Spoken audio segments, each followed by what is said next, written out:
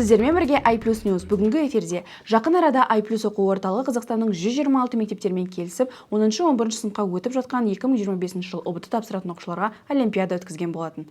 Осы олимпиадаға 5664 оқушы қатысқан. Нәтижесінде 1500-ге жуық оқушыны толықтай ұбт-ға дайындық курсымен қамтып, олардың грантқа түсуіне көмектескелі отыр. Дәл қазір бізге Қарағанды қаласының Аскаровка ауданында Әлихан Бөкейханов мектебінде білім алып жатқан 11 сынып оқушысы Мұратбек Айгүлден олимпиаданың қалай өткені жайлы сұрап білейік. Назарларыңыз экранда болсын. Мен I+ олимпиадасына қатыстым 12 қыркүйек күні. Бұл олимпиада туралы естігенде мен өте қатты қуандым. Себебі бұл жерде грант ұтып алуға мүмкіндігім бар екенін естігенде қызығушылығым арта түсті. Кейін олимпиаданы тапсырып болғаннан кейін мен олимпиаданың жауабын асыға күттім. Себебі грант ұтып алғым келді.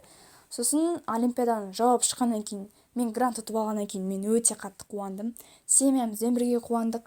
Осымен олимпиадаға қатысқан оқушының өзінен оның қалай өткені жайлы білдік. Ал енді орталықтан олимпиаданың не себеппен қандай мақсатта өткені жайлы толығырақ әріптесім Камелиядан сұрап білейік. Сөз кезегі өзіңде.